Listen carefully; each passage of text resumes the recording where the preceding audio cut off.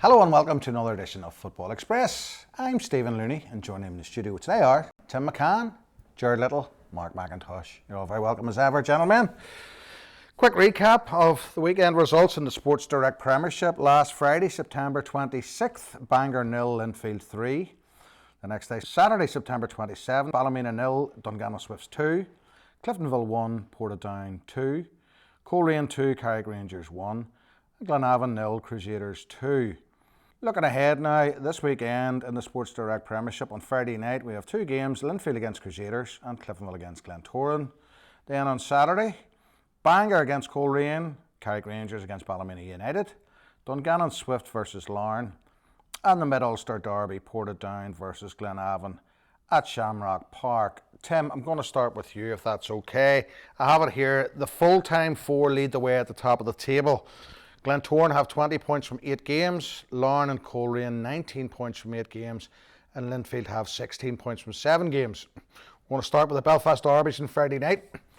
Pitch your good self against Gerard, Cliftonville against Glentoran. Give us an update on your squad first of all. How are you shaping up for it? Yeah, fine.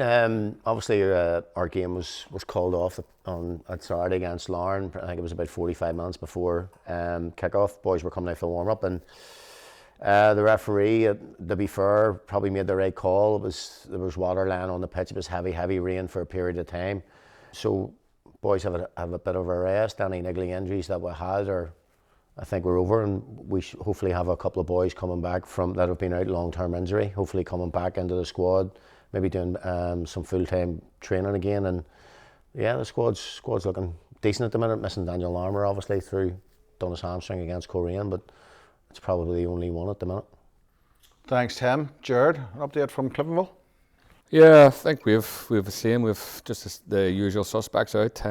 Campbell's out long term. Luke Collins out long term. But apart from that, I think we're okay in terms of injuries. So we've only had probably one night training because of the fixture on Friday. It's not ideal for us. But we'll be on Thursday, obviously doing last parts of prep, but apart from that, listen, we're ready. We've had a couple of disappointing results in the last 2 weeks, so we'll be hopefully prepared right and looking forward to a really tough game, obviously against Glentoran, who are in form at the minute. No doubt. Mark, just before I bring you in, I want to ask you, Tim, there, with the game being postponed last weekend, is that a good thing or a bad thing? Because you're in great form. Sometimes you just want the games to keep rattling and rolling, although you do get the break. Yeah, I mean, it's kind of a double-edged sword because we wanted to try and keep that momentum going. It was, last Friday night, I think it was, the Friday night previous, it was the top two against each other, and then again it would have been us against Larne, the top two against each other, and we were really much looking forward to the game. We were prepared. We didn't want the game off, obviously. We wanted that wee bit of momentum. So yeah, you're right. But listen, everything happens for a reason. You take your rest. You get on with it, and then just move on to the next game. It's going to be a difficult game against two good footballing sides. Solitude's a great place to go. Good surface, and you know what you're going to get from Cliftonville. It's going to be difficult. I'd say it'll be a packed stadium, both sides. Really looking forward. And the good thing now is, both teams have really great respect for each other. And as I say, and it's going to be, I think it's going to be a great game. Thanks, Tim. And Mark, I must echo what Tim said. I love Cliftonville against Glentoran from whatever I've been working in the game. I just think it's a very attractive fixture. Now, the Glens, as we know, are unbeaten. They're the only unbeaten team in the league. They've been rock solid and consistent and very, very impressive. Cliftonville stop-start, a bit inconsistent, 3 steps forward, 2 steps back as such. So, home advantage for the Reds, will that help the Reds, or is the Glentoran juggernaut going to do a bit of damage in North Belfast? It's difficult to know. I think it's going to be a season of Cliftonville. You're going to get the highs and the lows. We've said it a couple of times in this show, maybe 2 or 3 wins and then a couple of setbacks, and it's just going to be that way. But when you constantly have the rotation of squads the way they've had, I think it's difficult.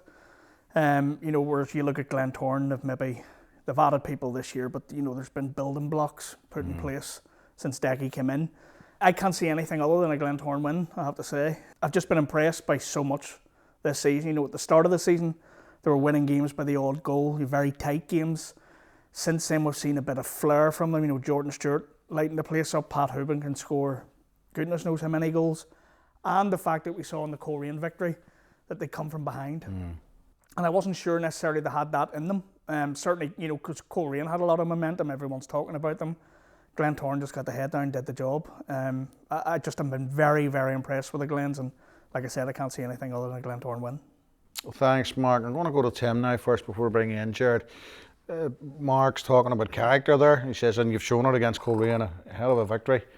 To widen it out a wee bit and without going over old ground too much, but Glentoran have been in this position before where they've been very, very strong, great starter, going a great run, and then the wheels come off. I'd say it's a bit strong maybe, but blown off course for different reasons at different times. Do you know what I mean? So I think what everybody's looking for over the course of the season is, you know, Glentoran have the talent, they've got the squad, no doubt about it.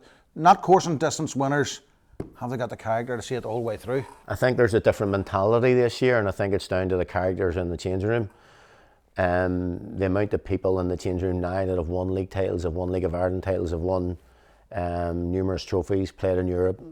You know, so the signings that Daggy made, the likes of Pat Hoban, the likes of Liam Burt and Jordan Stewart, you know, I think if you have even two of those players, the last 10 games of last season, I think we finished second in a canter.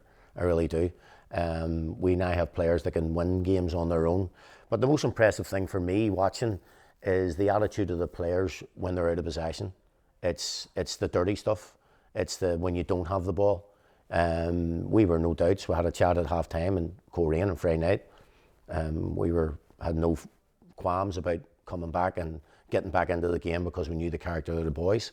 As I said, when you see them training every day, it's unbelievable, the enthusiasm, the work rate, and as I say, the desire to win the ball back and do the ugly, dirty stuff. And I'm talking about even your flair players, the likes of Liam Bird, the likes of Jordan Stewart, who are doing 12k, you know, on a game match day, rather than just waiting to pick the ball up. They're doing all the stuff they're being asked. And as I say, Daggy has seen this, and again, it's not finished. You know, you have to keep striving. Just because you beat Coleraine doesn't mean, well, we've done it, we've arrived. That's not the case, and you know, we're highlighting that. We have to keep going, as you said, and it's up for us to keep trying to improve and trying to keep the unbeaten run going. Thanks, Tim. Gerard, I'm going to tap into, tease it out a wee bit, character. You know the game inside out. You were with Tommy Breslin when the Reds won league titles, and talk about character. Slightly different era possibly now. How important is character for the game on Friday night and for the game as a whole these days? And is it hard to find, because that's what I keep hearing, I'm getting older now, but I hear the younger generation, technically adept, undoubtedly, and fitter and more conscious about rehab and all this carry-on, recovery and the sciences, but cojones. Yeah, I think character is driven from within. You know, I think from backroom staff, you know, your manager, your assistant manager, your coaches, you know, all your staff, you know, that starts from there and it filters right down. And you're hoping that filters right into the team on a Saturday and throughout the week, as Tim says. Like you're watching our training, Stephen, honestly, you think it was Barcelona sometimes. The tempo and the speed of play and all that. So we need to just try at the minute. You know, we've talked to the boys about it regularly, and Mark just touched on it earlier. You know, it's getting that consistency of bringing it into the Saturday's game. You know, and we've chopped and changed a little bit because of whatever injuries or suspensions or whatever it may be. You know, we've looked at different oppositions and you know, Tim will tell you again, you know, the most successful teams that we've been involved in, you know, the team really picks itself week in, week out. And, you know, we haven't had that for a little while where the team nearly picks itself, where we're chopping and changing, and then that creates momentum within as well. And then when you're winning, of course, character starts appearing. And players start, you know, you start finding one or two as well that has character that you never thought they had character. So I think character, as I say, a lot of it's driven from the staff, but a lot of it's also backed up with winning and being successful. The other side for me is as well, is that when players get to a certain point with a character, that they almost manage themselves on the pitch, that they take care of business, because once they cross that white line, they understand where to go, whether it's rotation in midfield, whether it's filling in for someone or whatever. They're not constantly being told. They're switched on and they're managing themselves.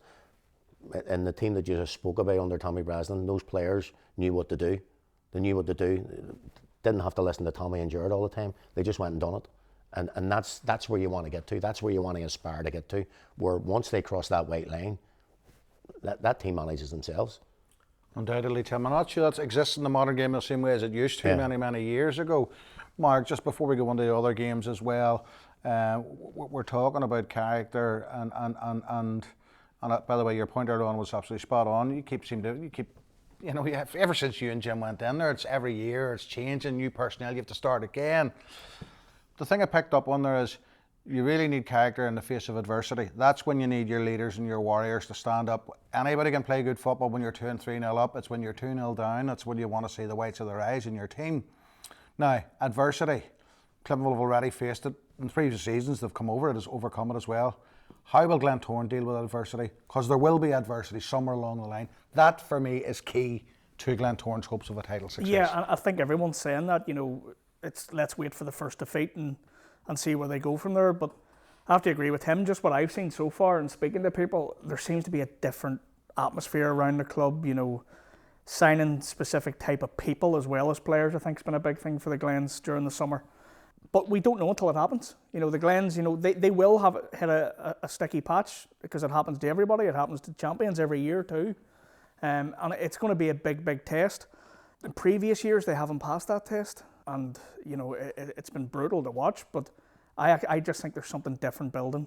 Whether it's too soon this year or not, I don't know. But there's definitely something building at Glentoran. And I think when that time comes, they'll pass that test. But the big thing for me as well, we talked about character.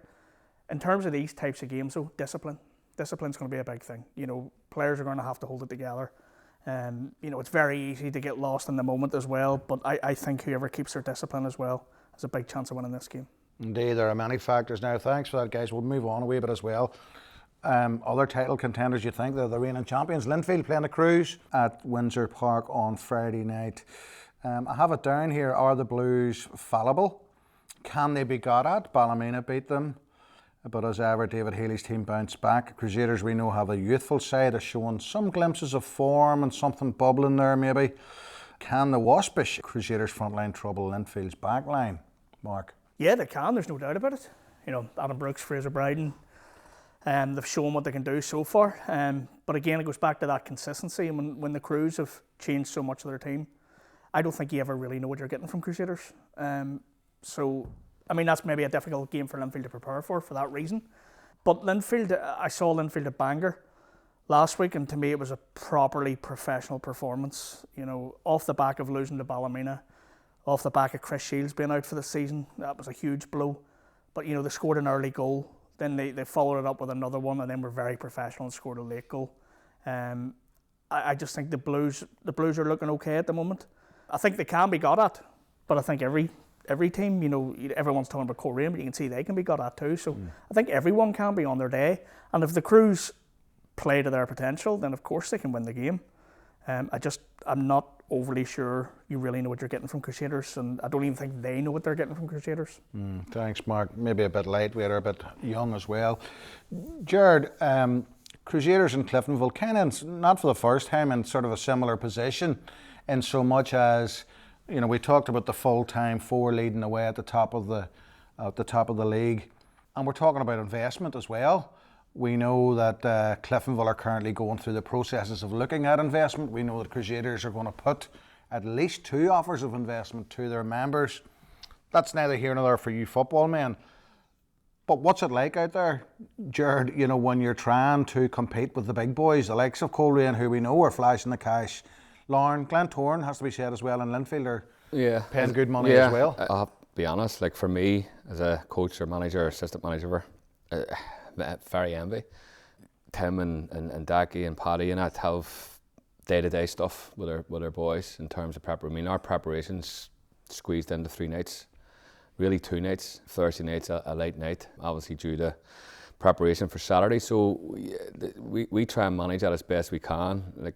We have to design our sessions and around trying to be as close as possible and keep sort of on the coattails of full-time clubs, and it's really difficult. There's no doubt and no denying it, and I love it. What's difficult, if you don't mind me asking about? Is it the wages?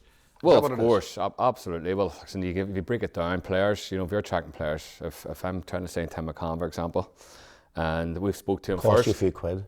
He's never cheap, but but if we speak to Tim and we've offered him 200 quid, you know, and the Glens are now in, and the Coleraine's in, and Linfield's in. That doubles, you know. So then we're all of a sudden we're out of the picture, and now Tim's got a decision to make: do I go for the money, or do I go for the whatever he's going for? But that's it. We've faced that from day that at Cliftonville. We've identified a lot of players. We've spoke to a lot of players, and we've lost a lot of players. You know, you can't argue with a player, because one, he's a professional footballer, he wants full time. Two, he's a mortgage to pay and bills to pay like everybody else, so of course he's going to be attracted to that as well. So if we do at any stage go down that route of full time, it would be absolutely magnificent for us. It would be brilliant, and it'd be really exciting, you know, that we're now a full time club, and it would be up to us obviously to attract the players and go and compete regularly with the big boys. I think even when I was, you know, there as a player at Cliftonville, it was always the same. You know, you were never getting paid as much as the other clubs, even though all the other clubs were part time. It was always a lower wage. But again, back then when you played for Cliftonville, you didn't play for money. It was you just didn't. Of course, that's why you went to the Glens, isn't it? Just on that, you know, Gerard's addressed that aspect of it, but I want to ask you now, you're front runner, Glentoran are front runners at the minute, looking good, no doubt about it. Linfield Crusaders, do you think Linfield are going to win that indomitable spirit? And are you keeping an eye on Linfield? Are you looking behind, are you watching Larne, Coleraine, Linfield? No, honestly, no. Approaching a third, well, we are a quarter of the way through. No, I genuinely don't, simply because we're just trying to focus on ourselves. And maybe that's what other teams have done wrong in the past, you know, too focused on what everybody else is doing. We just concentrate on ourselves. And, you know, it is the old adage of looking at the next game and trying to prepare who have we got this month, what have we got planned, have we got cup games coming up, are we playing Friday, Tuesday, Saturday, Tuesday, what are we playing? So it's just about concentrating on ourselves and making sure that we're as prepared as we can possibly be for the next game, regardless of who it is. Have you done your analysis, have you done everything else, and making sure that there's no stone left unturned, and it's as a professional as it could be, so that the players are under no questionable doubt that when they cross that white line, they've got every single bit of information that they could have. Listen, games throw up different scenarios, and that's what I'm talking about. Players have to manage those scenarios and those situations on the pitch. Thanks, Tim. And before we move on to the games on Saturday, Mark, we spoke there about Glentoran's credentials for the title. I've said before, you know Linfield very, very well. How do you assess their credentials this year? It's a crowded market, we know that. There's going to be opposition and challenges from the east and from the north coast, and maybe even Larne as well. But Linfield are going to be there and thereabouts. Do you like them? Are they shaping up well? You've mentioned the Chris Shields blow, obviously. Can they cope with that? Yeah, look, losing Chris Shields for any side would be a massive blow. I think the last couple of seasons he maybe hasn't been as dominant on the pitch as maybe some people would have liked, but I saw far better signs already this season. So it's a cruel blow for him. I think even being in and around the club, he's still going to help a lot of people though, a lot of the young lads in particular. But yeah, I do like what I see from Linfield so far. I think the fact of Matthew Fitzpatrick and Kieran Alford have a good partnership, you can see that, and that's only going to get better, I would imagine. I think Matthew Fitzpatrick, even as a striker, has grown massively in the past sort of 12 to 18 months. It's the old cliche, look, if you finish above Linfield, you win the league, and that's probably going to be what happens again this season. But I would certainly throw Linfield into the mix every bit as much as the other sides that you're talking about. Just before we move on, I have to also pay credit to Matthew Fitzpatrick. Here's a man who was playing GAA, you know, for a long time. Indeed, he played Sunday League football for a brief period of time as well. And look at him, he's now the number 9 for Linfield, and he has come on leaps and bounds. You see his connection and the vision and the pass for Chris McKee last weekend. I thought it was absolutely superb. Anyway, thanks for that Friday night. We'll go to Saturday now. The biggest game for me is the Mid-Ulster Derby at Shamrock Park. Paddy McLaughlin was sacked at Glenavon after the Crusaders' defeat last weekend, their 9th straight defeat in the league. I have it down here, are you surprised Paddy couldn't succeed at Mornview? And I have it down here at Ports, Glenavon, Bangor are 9 points. Surely a must-win for the interim management team of Davy McDade and Niall Quinn. If they do not want to be marooned. Candidates for the job initially Dean Shields, Owen Kearney, maybe Dean Smith, Barry Gray, others as well. Mark, I'm going to start with you, and I'll get the ball rolling by saying I thought when Paddy McLaughlin arrived, I'm not going to say he was the Messiah, but I mean I thought he was going to move Glenavon in the right direction. I saw Glenavon earlier on in the season and I thought they were poor. I thought they were, you know, well certainly it didn't have anywhere near as much quality as a lot of other teams I saw, particularly at the back. You know, you've got Barney McCann, a very, very good player, but I think you need somebody beside him to bring him on a wee bit. They lost David Toure, they've lost Matthew Snoddy. Were you surprised that Paddy was sacked, and where did Glenavon go from here? Sadly, no, I wasn't surprised. I don't think you can lose 9 games in a row and think that your job's safe. They just haven't looked like scoring goals. I had a conversation with one of their backroom staff in the summer, and I was slightly concerned about the amount of defensive players they were signing. There didn't seem to be a change that they were going to, start scoring goals. It seemed to be, we'll give it to Peter Campbell if he's fit, and hopefully he does something. I wasn't convinced by them. When Paddy came in, there's no doubt, and he turned their fortunes around last season. There were a lot of positive signs, but just the summer concerned me a little bit. I have to say that conversation didn't go down too well either when I mentioned it, but I just don't think the signings were right. I just didn't see it. But look, we all know Paddy's a good manager. Everywhere he's been, he's done it. If they'd given him time, would he have turned it around? It's very possible.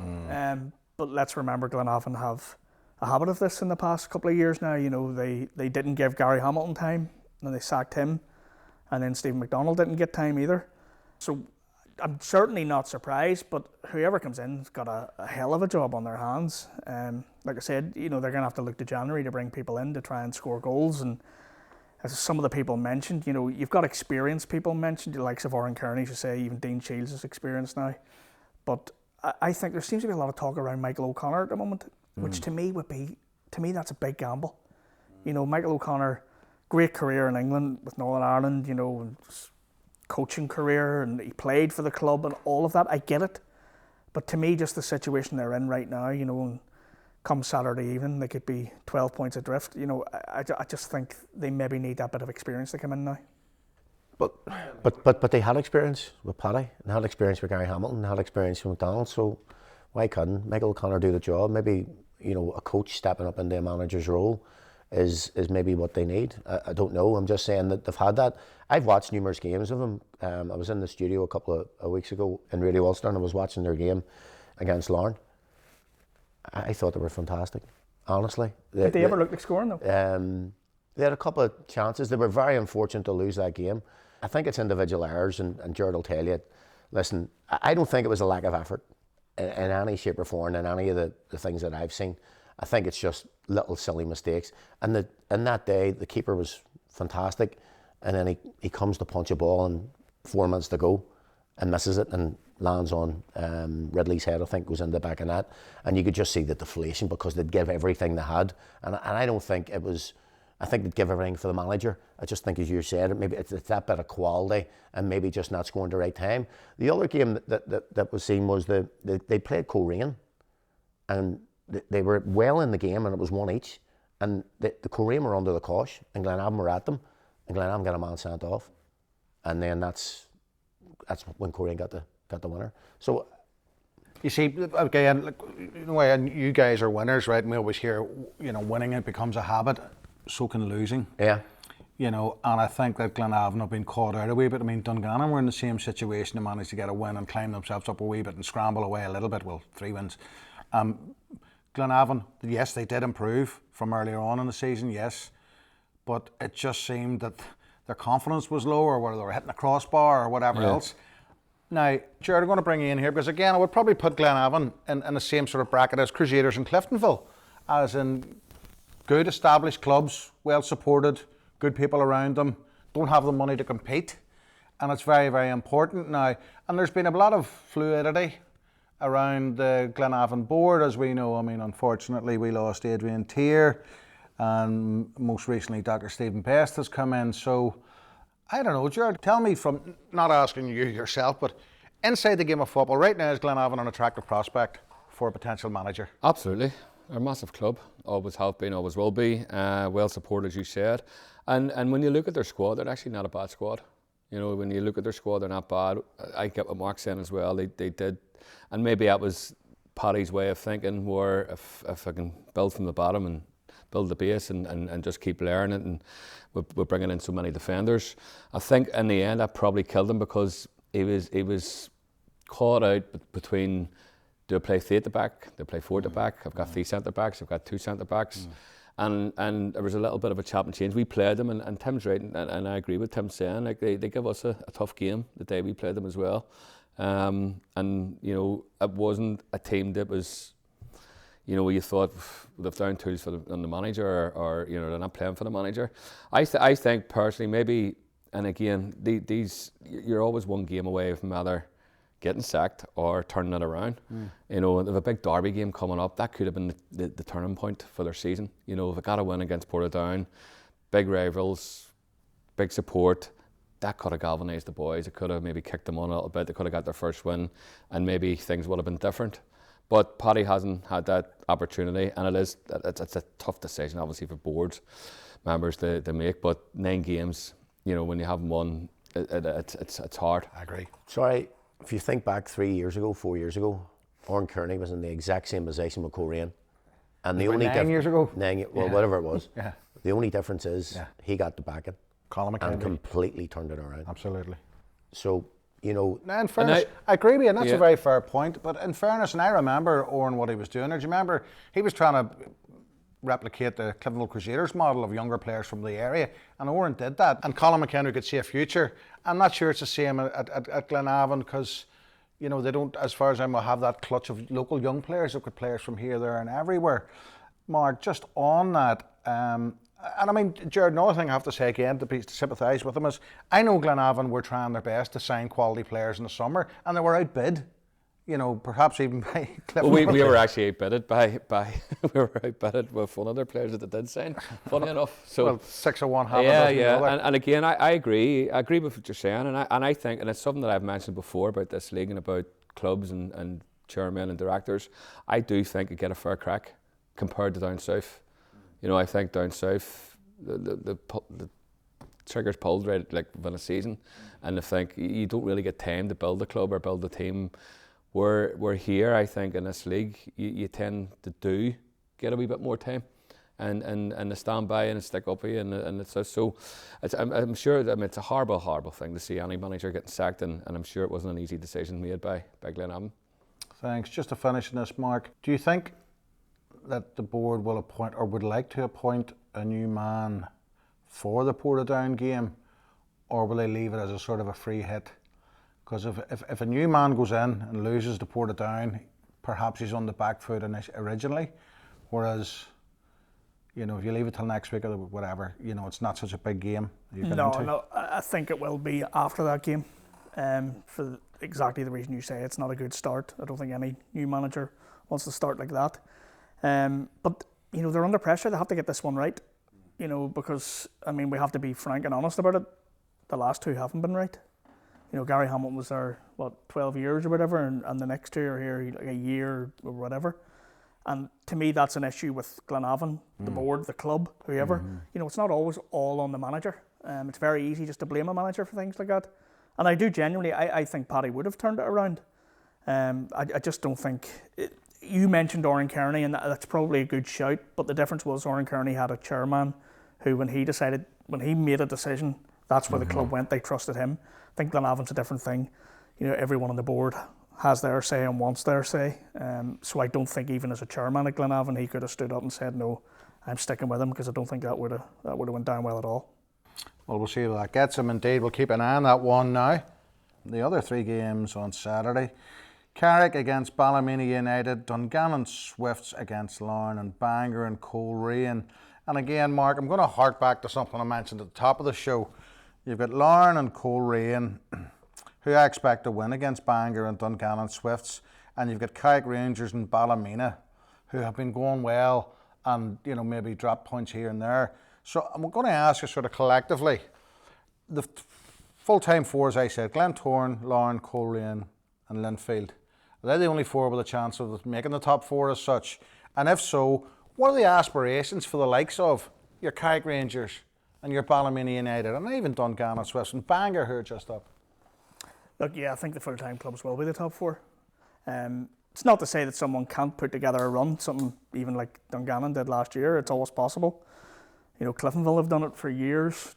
Traditionally, they've put together these runs, but to me, I think we're past that now. I think they're too far ahead in every way. As far as what the other clubs can look for, I mean, everyone wants to finish in the top 6. That's what it's all about.